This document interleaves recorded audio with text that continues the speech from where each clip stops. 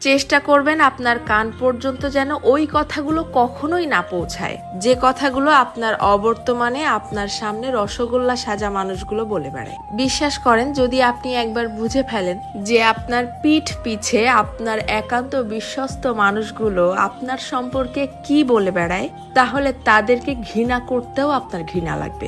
যদি আপনি বুঝে ফেলেন আপনার কান পর্যন্ত কোনো কায়দায় যদি কথাগুলো চলেও আসে, তখন আপনি এমনিতেই নিঃশব্দে মেনে নিতে বাধ্য হবেন যে আপনার আশেপাশে আসলে আপনার বিশ্বাসযোগ্য কেউ নেই। যখন কেউ আপনার প্রশংসা করবে, সেটা তারা কোনো রকম রিয়াকশন ছাড়াই চুপচাপ শুনবে। অথচ কেউ যখন আপনার সম্পর্কে খারাপ কিছু বলবে, সেটা দেখবেন যত দ্রুত সম্ভব এরাই মানুষের মধ্যে ছড়িয়ে দিবে।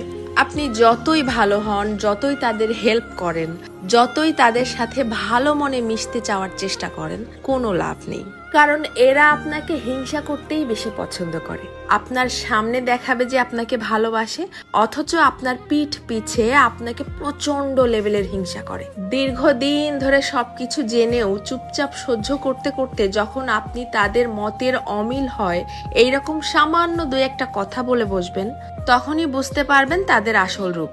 তাদেরকে এতদিন ধরে দেখানো আপনার সমস্ত সম্মান, ভালোবাসা, হেল্প, স্যাক্রিফাইস বিশাল আকারে ঢাকঢোল পিটিয়ে আপনার মুখের উপরে ছুঁড়ে মারবে, যেন এগুলো তাদের কাছে কিছুই ছিল না। আমার কথাগুলো বিশ্বাস হচ্ছে না? আপনি আপনার জীবনে এই ব্যাপারটা একবার অ্যাপ্লাই করে দেখতে পারেন। বিশ্বাস করেন, কেউ কারো আপন না, শুধুমাত্র সামনাসামনি আপন আপন সাজার ভান ধরে। যত দ্রুত আপনি এই সত্যিটা বুঝতে পারবেন, তত দ্রুত আপনার জীবনটা শুধরে যাবে। কারণ কেবলমাত্র তখনই আপনি সেই আপন সাজা মানুষগুলোর সামনে নিজেকে প্রেজেন্ট করা বন্ধ করে দিবেন। কারো কাছ থেকে কোনো এক্সপেকটেশনও রাখবেন না। জীবনটা হয়ে যাবে শান্তির। তবে মন খারাপের কিছু নেই, এদের জন্যও সৃষ্টিকর্তা বড় কিছু আয়োজন